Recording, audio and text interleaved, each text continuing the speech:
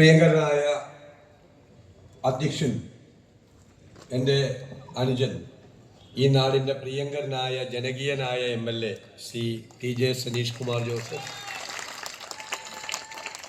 ഈ സമ്മേളനം ഉദ്ഘാടനം ചെയ്ത നമ്മുടെ പ്രിയങ്കരനായ നേതാവ്, കോൺഗ്രസ് വർക്കിംഗ് കമ്മിറ്റി അംഗം കൂടിയായ പ്രിയങ്കരനായ ശ്രീ രമേശ് ചെന്നിത്തല, ജാഥ അംഗം കൂടിയായ ഈ നാടിൻ്റെ ജനനായകൻ ശ്രീ ബെന്നി ബെഹനാൻ MP, പ്രിയപ്പെട്ട ജാഥ അംഗങ്ങളായ ശ്രീ VK ശ്രീകണ്ഠൻ, ശ്രീ മോൻസ് ജോസഫ്, പ്രിയപ്പെട്ട AICCയുടെ സെക്രട്ടറി ശ്രീ റോജി M. ജോൺ, ജില്ലാ കോൺഗ്രസ് കമ്മിറ്റിയുടെ അധ്യക്ഷൻ പ്രിയപ്പെട്ട Shri Tajet, UDF chairman Shri TV Chandramohan, Shri Thomas Unniyadan ഉൾപ്പെടെ വേദിയിലുള്ള ഐക്യ ജനാധിപത്യ മുന്നണിയുടെ സമുന്നതരായ നേതാക്കളെ, എൻ്റെ ഏറ്റവും പ്രിയപ്പെട്ട സഹപ്രവർത്തകരെ, ചാലക്കുടിയിൽ നിങ്ങൾ നൽകിയ ആവേശകരമായ ഈ സ്വീകരണത്തിന് ഞാൻ എൻ്റെ ഹൃദയത്തിൻ്റെ ഭാഷയിൽ നന്ദി പറയുന്നു.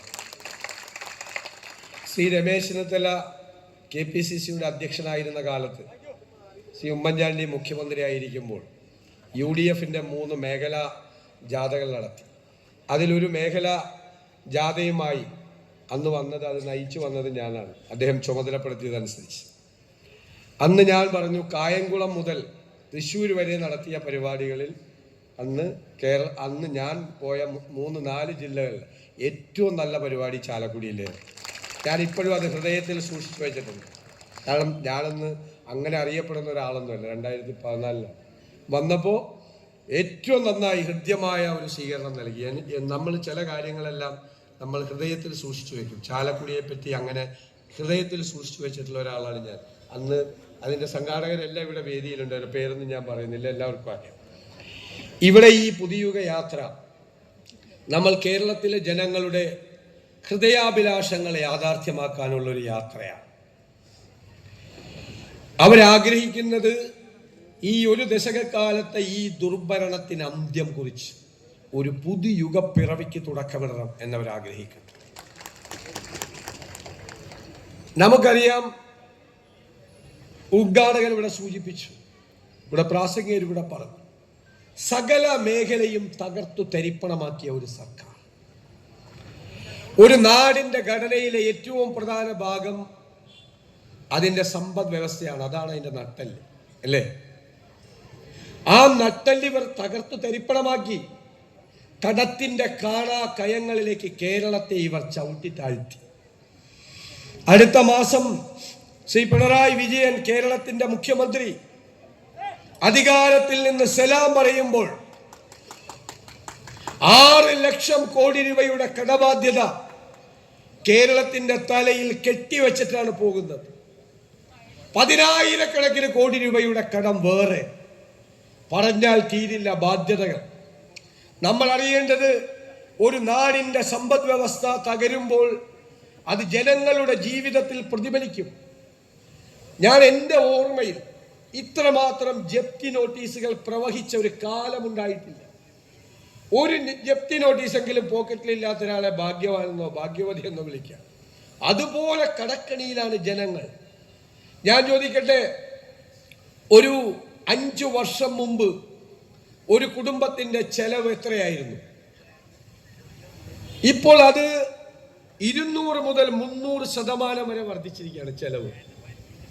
ഒരു ശരാശരി ഇടത്തരം കുടുംബത്തിൽ 20 മുതൽ 25,000 രൂപയുടെ വരെ ചെലവ് വർദ്ധിച്ചിരിക്കുക. ആരുടെയെങ്കിലും വരുമാനം വർദ്ധിച്ചോ? ആരുടെയെങ്കിലും? അപ്പൊ ആളുകൾ കടബാധ്യതയിലേക്കാണ് വീണ്ടും പോകുന്നത്. ഇവർക്ക് അതൊന്നും ഒരു പ്രശ്നമല്ല. വൈദ്യുതി ചാർജ് കൂട്ടുന്നു. ഉമ്മൻചാണ്ടിയുടെ കാലത്ത് വൈദ്യുതി ബോർഡ് ലാഭത്തിലാക്കി ഒരു യൂണിറ്റിന് 22 പൈസ കുറച്ചു കൊടുത്ത സ്ഥലത്ത് ആ വൈദ്യുതി ബോർഡ് 50,000 കോടി രൂപയുടെ കടത്തിലാക്കി. സപ്ലൈകോ കടത്തിലാക്കി, KSRTC കടത്തിലാക്കി. മെഡിക്കൽ സർവീസസ് കോർപ്പറേഷൻ മരുന്നില്ല, മരുന്ന് കമ്പനിക്ക് സപ്ലൈ ചെയ്ത മരുന്ന് കമ്പനിക്ക് പണം കൊടുക്കുന്നില്ല. 7 ക്ഷേമനിധികൾ തകർന്നു. ക്ഷേമനിധികളിൽ നിന്ന് പണം എടുത്തുകൊണ്ട് പോവുക, പറഞ്ഞല്ലോ, ബോർഡിൽ നിന്ന് പണം എടുത്തുകൊണ്ട് പോവുക. മുഴുവൻ ഖജനാവിൽ പൂച്ച പെറ്റി കിടക്കുകയാണ്. കറണ്ട് ബില്ലിൽ എഴുതി കൊടുക്കുകയാണ് സർക്കാരിന്റെ സേവനങ്ങളെ പറ്റി. ഫോറസ്റ്റ് ഉദ്യോഗസ്ഥന്മാരുടെ കയ്യിലേക്ക് ഗവൺമെന്റിന്റെ PRD കൊടുത്ത സർക്കാരിന്റെ നേട്ടങ്ങൾ അവരോട് പറയാണ് ട്രൈബൽ കോളനിയിൽ കൊണ്ടുപോയി വിതരണം ചെയ്യണമെന്ന്. നവകേരള സർവേ ആയിട്ട് പോയപ്പോൾ നമ്മൾ കോടതിയിൽ ചോദ്യം ചെയ്തു. എന്താണ്? ആദ്യം AKG സെന്ററിൽ നിന്നാണ് സർക്കുലർ. സർക്കാരിന്റെ നവകേരള സർവേ വരുന്നുണ്ട്. DYFIക്കാരും SFI മറ്റേ CPM ആയിരിക്കണം വോളണ്ടിയർമാർ. ആരുടെ പണം? ഞാനും നിങ്ങളും കൊടുക്കുന്ന നികുതി പണം എടുത്തിട്ടാണ് ഒരു സർവേ നടത്താൻ പോയത്. ആ പാർട്ടിയുടെ സർക്കുലർ വെച്ചാണ് നമ്മൾ ചോദ്യം ചെയ്തത്. നവകേരള സർവേ കോടതി അത് നിർത്തലാക്കിച്ചു. അടച്ച പണം തിരിച്ചു കൊടുക്കാൻ പറഞ്ഞു. അത്രയും ഇപ്പം ഒരു നിവർത്തിയില്ലാത്ത കേരളത്തിൽ ഇവര് കേരളം മുഴുവൻ എല്ലാം ശരിയാക്കി എന്ന് പറഞ്ഞ് ഫ്ലക്സ് വയ്ക്കുകയാണ്, ബോർഡ് വയ്ക്കുകയാണ്, ഹോർഡിങ്സ് വയ്ക്കുകയാണ്. കോടിക്കണക്കിന് രൂപയാണ് PR ഏജൻസികൾക്ക് വേണ്ടി ചെലവഴിക്കുന്നത്. കോടിക്കണക്കിന് രൂപ നികുതി പണത്തിൽ നിന്ന്. CPM-ന് പ്രചരണം നടത്താൻ പാടില്ലേ? ഞങ്ങൾ പ്രചരണം നടത്തുന്നുണ്ടല്ലോ. പ്രതിപക്ഷത്തിന്റെ കാര്യം പറഞ്ഞ് CPM-ന്റെ പണമുണ്ടല്ലോ. ഇല്ല, സർക്കാരിന്റെ പണം, നാട്ടുകാരുടെ പണം അടിച്ചു മാറ്റണം. ഇതാണ് പരിപാടി. നമ്മുടെ പ്രശ്നം, നമ്മളിപ്പോൾ പ്രതിപക്ഷം മാത്രമല്ല, അധികാരത്തിലേക്ക് വരേണ്ട മുന്നണി കൂടിയാണ്. എവിടെയെല്ലാം ഗവൺമെന്റ് പരാജയപ്പെട്ടോ അവിടെ നമുക്ക് വിജയിക്കണം. എവിടെയെല്ലാം ഇവരെ തകർത്തു തരിപ്പണമാക്കിയോ അവിടെ നമുക്ക് കേരളത്തെ പുനർജനിപ്പിക്കണം. അതാണ് നമ്മുടെ ലക്ഷ്യം.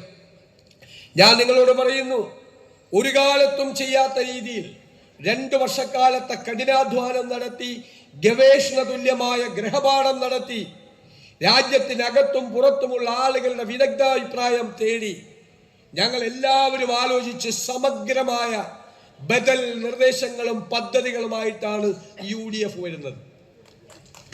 ഇവര് തകർത്തെറിഞ്ഞ ഈ സമ്പദ് വ്യവസ്ഥയെ നമ്മൾ പുനർജനിപ്പിക്കും.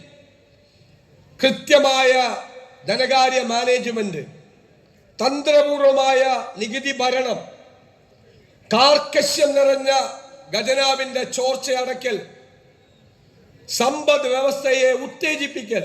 അതിലൂടെ ഈ പൂച്ച പെറ്റുകിടക്കുന്ന ഖജനാവിൽ നമ്മൾ പണം നിറയ്ക്കും. അതാണ് ഒരു സർക്കാരിന്റെ ജോലി. പണം നിറയ്ക്കണം. പണമില്ലാതെ പ്രഖ്യാപനങ്ങൾ നമ്മുടെ ക്രെഡിബിലിറ്റി കളയും, വിശ്വാസ്യത കളയും. പണം നിറയ്ക്കും. അതാണ് സർക്കാരിന്റെ ജോലി. അതിനുള്ള പദ്ധതികൾ നമുക്കുണ്ട്. പണം നിറച്ചാൽ ഞങ്ങളുടെ വാക്ക് ഇടത്തരക്കാരെ, സാധാരണക്കാരെ, പാവങ്ങളെ ചേർത്ത് പിടിച്ച് അവരുടെ കണ്ണീരൊപ്പി, അവരുടെ സങ്കടങ്ങൾ മാറ്റി, അവരുടെ ജീവിത നിലവാരം ഉയർത്തി ഈ കേരളത്തിന്റെ മുഖച്ഛായ UDF മാറ്റുക തന്നെ ചെയ്യും. നമ്മൾ പറഞ്ഞല്ലോ, ആരോഗ്യ കേരളം വെന്റിലേറ്ററിലാണ്. ഞങ്ങളുടെ ആരോപണമായിരുന്നു പ്രതിപക്ഷത്തിന്റെ. ഞങ്ങൾ എല്ലാവരും ചേർന്ന് ഈ ആരോഗ്യ കേരളം വെന്റിലേറ്ററിൽ കിടക്കുമ്പോൾ അവിടെ നിന്ന് എഴുന്നേൽപ്പിച്ച് ആരോഗ്യവതിയാക്കി നടത്തണം. അതിന് ഞങ്ങൾ 9 മാസം മുമ്പ് ഹെൽത്ത് കമ്മീഷൻ രൂപീകരിച്ചു. 300-ലധികം രാജ്യത്തും പുറത്തുമുള്ള ഡോക്ടർമാരുടെ കോൺക്ലേവ് നടത്തി. അവർ 600-ലധികം ആരോഗ്യ പ്രവർത്തകരുമായി സംസാരിച്ചു. പ്രതിപക്ഷമാണ് ചെയ്തത്, ഗവൺമെന്റ് അല്ല. കഴിഞ്ഞ ആഴ്ച കോഴിക്കോട് നമ്മളൊരു ഹെൽത്ത് വിഷൻ ഡോക്യുമെന്റ് അവതരിപ്പിച്ചു. ഞാൻ കരുതുന്നു UDF കേരളത്തിന് നൽകിയ നോളജ് അസറ്റാണ്, ജ്ഞാന സമ്പത്താണ്, സമ്മാനമാണ്. ഭാവി ആരോഗ്യ കേരളം എങ്ങനെയായിരിക്കണം? യൂണിവേഴ്സൽ ഹെൽത്ത് കെയർ ആണ്, എല്ലാവർക്കും ചികിത്സാരോഗ്യം. ഞങ്ങൾ പരിശോധിച്ചപ്പോൾ ഞെട്ടലോടുകൂടിയാണ് കണ്ടത്, ഇന്ത്യയിൽ ഏറ്റവും കൂടുതൽ ചികിത്സാ ചെലവുള്ള 1ാമത്തെ സംസ്ഥാനം നമ്മുടെ കേരളമാണ്. 1ാം ഘട്ടത്തിൽ ആ ചികിത്സാ ചെലവ്, നിങ്ങളുടെ ചികിത്സാ ചെലവ് പകുതിയാക്കി കുറയ്ക്കും UDF. 2ാം ഘട്ടത്തിൽ 1/3 കുറയ്ക്കും. സ്ത്രീകൾക്കും കുട്ടികൾക്കും പ്രത്യേക ആശുപത്രി, പ്രായമായവർക്ക് പ്രത്യേക പരിഗണന, ജെറിയാട്രിക് കെയർ, ട്രൈബൽ ഹോസ്പിറ്റൽ, അതുപോലെ കോസ്റ്റൽ കെയർ യൂണിറ്റ് ഉൾപ്പെടെ വൈവിധ്യമാർന്ന പദ്ധതികൾ. ഞാൻ വിശദീകരിക്കുന്നില്ല. പക്ഷെ എനിക്കൊരു ഉറപ്പുണ്ട്, അത് UDF നടപ്പാക്കുമ്പോൾ ലോക രാജ്യങ്ങളിൽ നിന്ന് പോലും ചികിത്സ തേടി ആളുകൾ കേരളത്തിലെത്തുന്ന ആരോഗ്യത്തിന്റെ ഡെസ്റ്റിനേഷൻ പോയിന്റ് ആക്കി നമ്മുടെ കേരളത്തെ നമ്മൾ മാറ്റും. ഇന്ന് രാവിലെ വിദ്യാഭ്യാസ വിചക്ഷണന്മാർ തയ്യാറാക്കിയ എഡ്യൂക്കേഷൻ, ഹയർ എഡ്യൂക്കേഷൻ ഡോക്യുമെന്റ് നമ്മൾ അവതരിപ്പിച്ചു.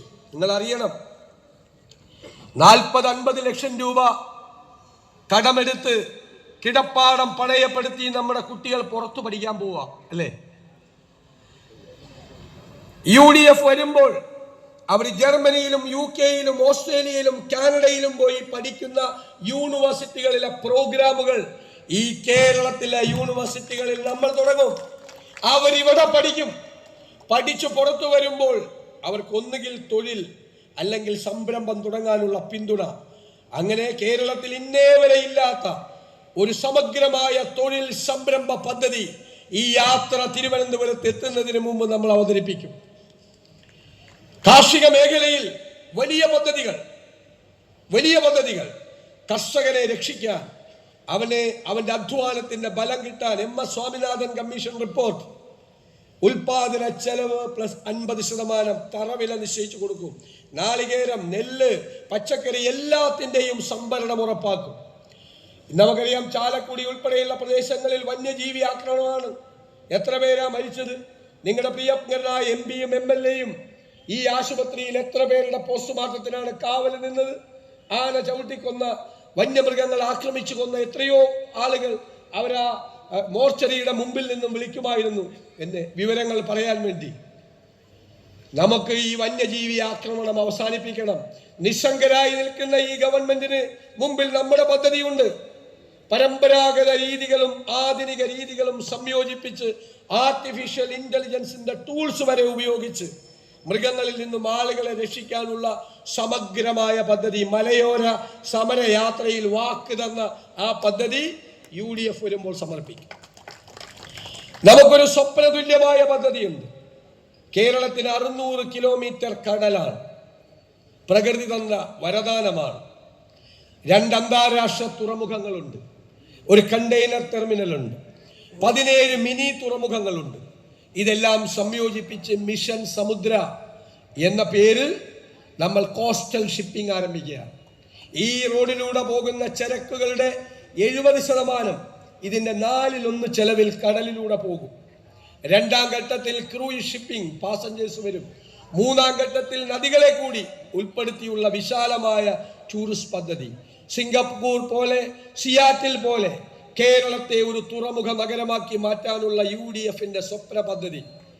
ഇത് തയ്യാറാക്കിയ അന്താരാഷ്ട്ര മാരിടൈം വിദഗ്ധർ, ഷിപ്പിംഗ് വിദഗ്ധർ എന്നോട് പറഞ്ഞത്, ഇത്രയും ഒരു പദ്ധതി നടപ്പാക്കാൻ കേരളം പോലുള്ള അതിമനോഹരമായ മറ്റൊരു സ്ഥലം ലോകത്തൊരിടത്തും ഇല്ല എന്നാണ്.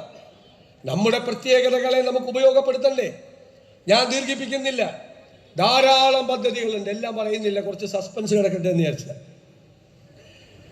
പക്ഷെ ഈ യാത്ര തിരുവനന്തപുരത്ത് എത്തുമ്പോൾ കേരളത്തിലെ ജനങ്ങൾക്ക് ഒരു കാര്യം ബോധ്യമാവും. ഇവര് വരുന്നത് ഭരണമാറ്റത്തിന് വേണ്ടി മാത്രമല്ല, കേരളത്തിന്റെ മാറ്റത്തിന് വേണ്ടിയിട്ടാണ് എന്ന് കേരളത്തിൽ ജനങ്ങൾ തിരിച്ചറിയും. ഞാൻ UDF-ന് വേണ്ടി നിങ്ങൾക്ക് വാക്ക് തരുന്നു. ഇനി കേരളം പുറകിലേക്ക് നടക്കില്ല. നമ്മുടെ കേരളം മുന്നിലേക്ക് കുതിക്കുക തന്നെ ചെയ്യും. നമ്മുടെ വരാനിരിക്കുന്ന തലമുറകൾക്ക് വേണ്ടി കൂടിയുള്ള ഇന്ത്യയിലെ 1ാമത്തെ സംസ്ഥാനമാക്കി നമ്മുടെ കേരളത്തെ മാറ്റുക തന്നെ ചെയ്യും. ഇവിടെ എന്താ ചർച്ച? ഇതൊന്നുമല്ല, ഒടുക്കത്തെ വർഗീയതയാണ്. നമുക്കറിയാം, സംഘപരിവാറിന് നമ്മൾ സന്തോഷത്തോടു കൂടി ഇരിക്കുന്ന കണ്ടു കഴിഞ്ഞാൽ അപ്പം സങ്കടം വരും. പിന്നെ വിദ്വേഷ പ്രചരണം നടത്തി നമ്മളെ ശത്രുക്കളാക്കി നമ്മൾ പരസ്പരം പോരടിക്കുന്ന കാണുമ്പോഴാണ് അവർക്കൊരു ആശ്വാസം. എൻ്റെ സങ്കടം ആ സംഘപരിവാറിൻ്റെ അതേ പാതയിൽ കേരളത്തിലെ CPM-ഉം പോവുകയാണ്. ചേട്ടൻ ബാവയും ഡൽഹിയിലെ, തിരുവനന്തപുരത്ത് അനിയൻ ബാവയും ഒരേ തോണിയിൽ സഞ്ചരിക്കുകയാണ്. ഒരേപോലെയാണ് സംസാരിക്കുന്നത്. പിണറായി വിജയൻ അവസരത്തിലൊത്ത് ന്യൂനപക്ഷ വർഗീയതയും പിന്നെ അവസരം വരുമ്പോൾ ഭൂരിപക്ഷ വർഗീയതയും പറയും. ഇപ്പോൾ ഭൂരിപക്ഷ വർഗീയതയാണ് പറയുന്നത്. തിരികൊളുത്തിയിരിക്കുകയാണ് വർഗീയതയ്ക്ക്. കിങ്കരന്മാർ വന്ന് ഏറ്റുപാടുകയാണ്. AK ബാലൻ, വിജയരാഘവൻ, സജി ചെറിയാൻ, പിന്നെ ഇടയ്ക്ക് പോയി വർഗീയത പറയുന്നവരെ പൊന്നാടണിയിക്കുമ്പോൾ അവരെയും ഒക്കെ പ്രോത്സാഹിപ്പിക്കുകയാണ്. UDF-നൊരു ശക്തമായ നിലപാടുണ്ട്. കേരളത്തിൽ ആരും ഭൂരിപക്ഷ വർഗീയതയും ന്യൂനപക്ഷ വർഗീയതയും പറയണ്ട. ആര് വർഗീയത പറഞ്ഞാലും നമ്മൾ എതിർക്കും. ഏത് കൊല കൊമ്പൻ വന്ന് വർഗീയത പറഞ്ഞാലും നമ്മളതിനെ ശക്തിയായി എതിർക്കും. തെരഞ്ഞെടുപ്പിന്റെ പാരമ്യത്തിൽ നിൽക്കുമ്പോൾ ആളുകളൊന്ന് അടിപതരും. നമ്മൾ തെരഞ്ഞെടുപ്പിന്റെ പാരമ്യത്തിൽ നിൽക്കുമ്പോഴും അതിൽ വെള്ളം ചേർക്കില്ല. ഒരു കാരണവശാൽ വെള്ളം ചേർക്കില്ല. ചിലര് വന്ന് പറയും ഞങ്ങളുടെ കയ്യിൽ വോട്ട് ബാങ്ക് ഉണ്ട്. ഇടോ, വോട്ട് ബാങ്ക് ഉണ്ടെങ്കിൽ കയ്യിൽ വെച്ചോ, വർഗീയത പറയാൻ നിൽക്കരുത് എന്ന് അവരുടെ മുഖത്ത് നോക്കി നമ്മൾ പറയും.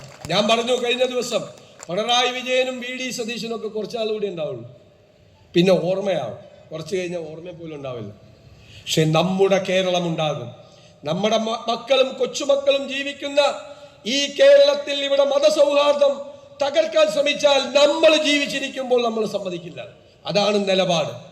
ഞാൻ കരുതുന്നത് മതേതര കേരളം ഇരു കൈകളും നീട്ടി ഈ മതേതര നിലപാടിനെ അവരുടെ ഹൃദയത്തിൽ സ്വീകരിക്കുമെന്ന. തെരഞ്ഞെടുപ്പ് കഴിയുമ്പോൾ നോക്കിക്കോ, കേരളം ഈ രാജ്യത്തിന്റെ മുന്നിൽ തലയെടുപ്പോടുകൂടി നിൽക്കും. ഇത് മതേതര കേരളമാണ് എന്ന് ഉറക്കെ വിളിച്ചു പറഞ്ഞുകൊണ്ട് അവിടേക്ക് നമുക്ക് നമ്മുടെ കേരളത്തെ കൈപിടിച്ചു കൊണ്ടുപോകണം. നമുക്ക് ചർച്ച ചെയ്യാനുള്ളത് നാടിന്റെ ഭാവി, നമ്മുടെ തലമുറകളുടെ ഭാവി. ഈ നാടിനെ രക്ഷപ്പെടുത്താൻ വേണ്ടിയിട്ടുള്ള ശ്രമങ്ങൾക്ക് നമ്മൾ തുടക്കം കുറിക്കണം. CPM ഒരു ഭരണത്തിൽ ഇരുന്ന് ഒരു പാർട്ടിക്കുണ്ടാകേണ്ട അസഹിഷ്ണുതയും അഹങ്കാരവും ധിക്കാരവും കൊണ്ട് അവർ തകർന്നു കഴിഞ്ഞു. നിങ്ങൾ പയ്യന്നൂരിൽ കണ്ടില്ലേ, രക്തസാക്ഷി ഫണ്ട് തട്ടിപ്പാണ്. ഇപ്പൊ കേരളത്തിലെ CPM-ന് രക്തസാക്ഷികൾ ഉണ്ടാകുന്നത് ലോട്ടറി അടിക്കുന്ന പോലെ, ബമ്പർ ലോട്ടറി അടിക്കുന്ന പോലെ. അപ്പൊ പിരിവ് തുടങ്ങ, പിന്നെ അത് തട്ടിക്കുക. അത് ചോദ്യം ചെയ്ത കുഞ്ഞികൃഷ്ണനാണ് പുറത്താക്കിയത്, കട്ടവരെ അല്ല പുറത്താക്കിയത്. കുഞ്ഞികൃഷ്ണൻ എഴുതിയ പുസ്തകം ഏറ്റുവാങ്ങിയ MN വിജയൻ മാഷിന്റെ മകന്റെ വീടിന്റെ മുമ്പിൽ കൊണ്ട് റീത്ത് വെച്ചു. എടോ, ജീവിച്ചിരിക്കുന്ന ഒരാളുടെ വീടിന്റെ മുമ്പിൽ കൊണ്ട് റീത്ത് വെച്ചാൽ അതിന്റെ അർത്ഥം എന്താ? നിന്നെ ഞങ്ങൾ കൊല്ലും എന്നല്ലേ? അല്ലേ? ആരോടാ പറയുന്നത്? ഈ കേരളം ഭരിക്കുന്ന ഒരു പാർട്ടി അവർ പറയുകയാണ്, ഒരു പൗരൻ ഒരു പുസ്തകം ഏറ്റുവാങ്ങിയതിന് ഭാര്യയും മക്കളും കുടുംബവുമായി ജീവിക്കുന്ന ഒരാളുടെ കുടുംബത്തിന്റെ മുന്നിൽ കൊണ്ടുപോയി റീത്ത് വെച്ച് നിന്നെ കൊല്ലുമെന്ന് പ്രഖ്യാപിക്കുന്ന ഹീനമായ വൃത്തികെട്ട പാർട്ടിയായി ഈ CPM അധപ്പതിച്ചിരിക്കുന്നു. കേരളത്തോടാണ് ഇവരുടെ വെല്ലുവിളി. കേരളത്തോട് ഈ ധിക്കാരത്തിന്, ഈ അഹങ്കാരത്തിന് മറുപടി കൊടുക്കണ്ടേ? ഇത് കട്ടവർക്കെതിരെ നടപടിയില്ല. ശബരിമലയിൽ രമേശ് ഇവിടെ പറഞ്ഞു, അയ്യപ്പന്റെ സ്വർണം കവർന്ന 3 CPM നേതാക്കന്മാർ ജയിലിൽ കിടക്കുകയാണ്. സ്വർണം മാത്രമല്ല, ശ്രീകോവിലിന്റെ മുമ്പിലുള്ള സ്വർണം പൊതിഞ്ഞ അതിമനോഹരമായ ദ്വാരപാലക ശില്പം എടുത്തുകൊണ്ടുപോയി ഒരു കോടീശ്വരന് വിറ്റു, കോടികൾക്ക്. അയാളെ പറ്റിച്ചു കോടീശ്വരന്. അയാൾക്കറിയില്ലല്ലോ ഇത് കള്ള മുതലാണെന്ന്. എന്നിട്ട് കോടതി പറയാണ്, 2019 മുതൽ ഈ കളവ് തുടങ്ങിയത് കട്ടളയും വാതിലൊക്കെ കൊണ്ടുപോയി. 2019 നടന്ന ഈ കളവ് ആരും അറിഞ്ഞില്ലെങ്കിൽ സാധാരണ കള്ളന്മാർ എന്ത് ചെയ്യും? വീണ്ടും കക്കും. 2024 കോടതി പറയാണ് ഫേക്ക് അർജൻസി ഉണ്ടാക്കി, വ്യാജമായ ഒരു അടിയന്തര സാഹചര്യം. ഇപ്പൊ സ്വർണം പൂശണമെന്ന്, അതെന്തിനാ? കക്കാൻ വേണ്ടിയിട്ടാണ് വീണ്ടും. അപ്പൊ കോടതി ഇടപെട്ടു. ഞാൻ കരുതുന്നത് സാക്ഷാൽ അയ്യപ്പൻ തന്നെ ഇടപെട്ടെന്നാണ്. കാരണം അയ്യപ്പന് മനസ്സിലായി ഈ പോക്ക് പോയ ഇവന്മാര് അയ്യപ്പന്റെ തങ്ക വിഗ്രഹം വരെ അടിച്ചുകൊണ്ട് പോകുന്നു. അത് കഴിഞ്ഞിട്ട് അവർക്കെതിരെ ഒരു നടപടിയില്ല. പെട്ടെന്ന് രാവിലെ എഴുന്നേറ്റപ്പോൾ ഒരു ദിവസം പിണറായി വിജയന് ഒരു അയ്യപ്പ ഭക്തി. ഞാൻ തന്നെ ഞെട്ടിപ്പോയി. ഇതെന്താന്ന് വിചാരിച്ചു. ആഗോള അയ്യപ്പ സംഗമം. അയ്യപ്പന്റെ പടത്തിന്റെ 4 ഇരട്ടിയുള്ള ഹോർഡിങ്സാണ് കേരളം മുഴുവൻ വെച്ചിരുന്നത്. ഇപ്പൊ കഴിഞ്ഞ ദിവസമാണ് മനസ്സിലായത്. അതിന്റെ കണക്ക് വെച്ചപ്പോൾ 600 പേര് പങ്കെടുത്ത പരിപാടിക്ക് 12 കോടി രൂപ. 12 കോടി. 600 പേര് പങ്കെടുത്ത പരിപാടിയുടെ പ്രഭാത ഭക്ഷണം കഴിച്ചത് 3000 പേരുടെ പേരിൽ കണക്ക് എഴുതിയെടുത്തു. ലഞ്ച് കഴിച്ചത് 4000 പേരാക്കി. കള്ളക്കണക്കാ. രാത്രി 5000 പേര് അത്താഴം കഴിച്ചെന്നാണ്. കിടക്ക വരെ അടിച്ചു മാറ്റി അവിടെ ചെന്ന്. നന്ദഗോപ ഭജന സംഘം അവിടെ ചെന്ന് ഗാനമേള നടത്തി 8 ലക്ഷം രൂപ എഴുതിയെടുത്തു. നന്ദഗോപ ഭജന സംഘം പറഞ്ഞു, ഞങ്ങൾ ആ പ്രദേശത്തേക്ക് പോയിട്ടേ ഇല്ല. കള്ളക്കണക്ക് എഴുതിയെടുക്കാണ് അയ്യപ്പന്റെ പേരിൽ. അപ്പൊ ഞാൻ ഇവരോടൊക്കെ ഒരു കഥ പറഞ്ഞു വണ്ടിയിൽ വെച്ചിട്ട്. കൊല്ലത്ത് CPM ഭരിക്കും, ഇപ്പം നമ്മളാണ് കോർപ്പറേഷൻ. CPM ഭരിക്കുന്ന കാലത്ത് ഒരു ഫെസ്റ്റിവൽ നടത്തി. ആ ഫെസ്റ്റിവലിന് ഒരു കുതിരയെ കൊണ്ടുവന്നതിന് ഒരു കണക്കുണ്ടാക്കി. ഫെസ്റ്റിവലിന് കുതിരയെ കൊണ്ടുവന്ന വാഹനത്തിൽ കൊണ്ടുവരണ്ടേ? അപ്പോൾ വൗച്ചർ എഴുതി കൊടുക്കണം വാഹനത്തിൻ്റെ പൈസ കിട്ടാൻ. ആ വൗച്ചറിൽ ഈ വാഹനത്തിൻ്റെ നമ്പർ എഴുതി കൊടുത്തു, കുതിരയെ കൊണ്ടുവന്ന നമ്പർ. നമ്മുടെ ഓഡിറ്റ് വിഭാഗം പരിശോധിച്ചപ്പോൾ ഈ കുതിരയെ കൊണ്ടുവന്നെന്ന് എഴുതി കൊടുത്ത നമ്പർ ഒരു മാരുതി 800 ആണ്. മാരുതി 800-ൽ കുതിരയെ കൊണ്ടുവന്ന ബിരുദന്മാരാണ് ആഗോള അയ്യപ്പ സംഗമം നടത്തി ഈ കാശ് മുഴുവൻ അടിച്ചു മാറ്റണം. കമന്ന് വീണാൽ കാൽപ്പണവുമായി പൊങ്ങുന്ന കൊള്ളക്കാരുടെ സർക്കാരാണ്. അയ്യപ്പന്റെ സ്വർണവും പണവും അടിച്ചു മാറ്റാമെങ്കിൽ പിന്നെ എവിടെ കക്കാൻ എന്താ ബുദ്ധിമുട്ട്? ഇത് തന്നെ. ഇപ്പൊ എന്താ പ്രഖ്യാപനങ്ങളാണ്. ഏത് പൂച്ചപെറ്റിയുടെയൊക്കെയാണ് ഖജനാവിൽ 5 നയാ പൈസ ഇല്ല. എന്നിട്ട് പ്രഖ്യാപനം, എന്തെല്ലാം പ്രഖ്യാപനമാണ്. കാസർഗോഡ് പാക്കേജ് 7000 കോടി. ഞാൻ ധനകാര്യമന്ത്രിയോട് ചോദിച്ചു, ഏതായാലും പ്രഖ്യാപിക്കില്ല, എന്തിനാ 7000 കോടി? 70,000 കോടി പ്രഖ്യാപിക്കും, ചെലവാക്കണ്ടല്ലോ. ഇപ്പോൾ ഇവരെ പ്രഖ്യാപനങ്ങൾ എങ്ങനെ വിശ്വസിക്കും? നിങ്ങൾ ചോദിക്കണം ജനങ്ങളോട്. 2021 ഇവർ പറഞ്ഞു, ഞങ്ങൾ വന്നാൽ 1600 രൂപയുടെ സാമൂഹ്യ സുരക്ഷാ പെൻഷൻ 2500 രൂപ ഇല്ലേ? കുറേ പേര് വോട്ട് ചെയ്തത് കിട്ടുമെന്ന് വെച്ചിട്ട് പാവങ്ങൾ. 4.25 കൊല്ലക്കാലം, 5 കൊല്ലമുള്ള ഭരണം, 4.25 കൊല്ലക്കാലം ഒരു ചില്ലി കാശ് കൂട്ടിയില്ല. ഇപ്പം ഈ തെരഞ്ഞെടുപ്പിൻ്റെ തൊട്ട് തലയാഴ്ച 400 രൂപ കൂട്ടി. അപ്പം ഞങ്ങളൊക്കെ പറഞ്ഞു, മലയാളിയുടെ സാമാന്യ ബുദ്ധിയെ നിങ്ങൾ പരീക്ഷിക്കരുതെന്ന്. മലയാളി എന്ത് ചെയ്തു? ആ 400 രൂപ മേടിച്ച് പോക്കറ്റിലിട്ടു. നേരെ പോളിംഗ് ബൂത്തിൽ പോയി UDF വോട്ട് ചെയ്തു. ശരിയല്ലേ? അപ്പൊ നമ്മുടെ മണി സഖാവ് എല്ലാവരെയും തെറി വിളിക്കാൻ CPM ലൈസൻസ് കൊടുത്തിരിക്കുന്ന ആള് ഇടുക്കി എന്ന് പറഞ്ഞ് കൊള്ളരുതാത്തവന്മാർ ആരെ? വോട്ടർമാരെയാണ്. ഞങ്ങളുടെ കാശും മേടിച്ച് പുട്ടടിച്ച് നേരെ UDF പോയി വോട്ട് ചെയ്തെന്ന് പറഞ്ഞു. ഞങ്ങൾ പറഞ്ഞു, മണി സഖാവേ, അവർ കൊള്ളരുതാത്തവരല്ല, അവർ നിങ്ങളെക്കാൾ ബുദ്ധിയുള്ളവരാ. അവർക്കറിയാം ഈ 2 മാസത്തെ പെൻഷൻ മാത്രമേ ഈ സർക്കാർ കൊടുക്കുകയുള്ളൂ.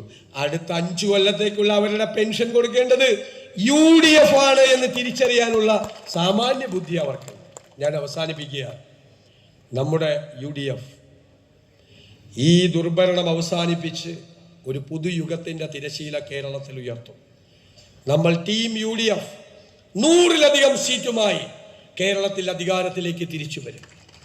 ചാലക്കുടിയിൽ എക്കാലത്തെയും റെക്കോർഡ് ഭൂരിപക്ഷം നൽകണം എന്നാണ് എൻ്റെ അഭ്യർത്ഥന. ഏറ്റവും ഉറക്കെ പറ, ഉറപ്പ് പറ, ഉറപ്പായിട്ട് പറ. അതിൽ നിങ്ങളെ ഞാൻ ഏൽപ്പിക്കുന്നു, അതിൻ്റെ ചുമതല മുഴുവൻ നിങ്ങളെ ഏൽപ്പിക്കുന്നു. തൃശ്ശൂരിലേക്ക് പാലക്കാട് നിന്നും ചേലക്കരയിലേക്ക് വന്ന VD സതീശനും ജാഥാ അംഗങ്ങളും അല്ല തിരിച്ച് എറണാകുളത്തേക്ക് പോകുന്നു. വരുമ്പോൾ തൃശ്ശൂരാണ് എന്നൊക്കെ വിചാരിച്ചാണ് വന്നത്. ചേലക്കര മുതൽ ചാലക്കുടി വരെ ഞങ്ങളെ ജാഥാ അംഗങ്ങളെ ജാഥയെ അത്ഭുതപ്പെടുത്തിയ സ്വീകരണമാണ് തൃശ്ശൂർ ജില്ല നൽകിയത്. തൃശ്ശൂർ ജില്ല നമ്മുടെ പ്രതാപകാലത്തേക്ക്, നമ്മുടെ സുവർണകാലത്തേക്ക് മടങ്ങിയെത്തി എന്നതിൻ്റെ അടയാളമായി ഞാനിതിനെ കാണുന്നു. പ്രതാപകാലത്ത് അറിയാലോ, കേരളത്തിലെ ഭരണം നിശ്ചയിച്ചിരുന്നത് ഒരു കാലത്ത് തൃശ്ശൂർ ജില്ലയാണ്. ആ സുവർണകാലത്തേക്ക്, ആ പ്രതാപകാലത്തേക്ക് നമ്മുടെ ലീഡറുടെ തൃശ്ശൂർ തിരിച്ചെത്തി എന്നാണ് ഞങ്ങൾ കരുതുന്നത്. പോരാളികളെ പോലെ പ്രവർത്തിച്ചു, ആവേശത്തോടെ പ്രവർത്തിച്ചു, ഒരു ടീമായി നിന്ന് പ്രവർത്തിച്ച് തൃശ്ശൂരിൽ വിസ്മയങ്ങൾ ഉണ്ടാക്കണം. അത് നിങ്ങൾ ചെയ്യുമെന്നുള്ള ഉറപ്പ് സ്വീകരിച്ചുകൊണ്ട് ഞാൻ നിങ്ങൾ നൽകിയ ഈ മനോഹരമായ സ്വീകരണത്തിന് നന്ദി പറയാൻ വാക്കുകളില്ലാതെ അവസാനിപ്പിക്കും.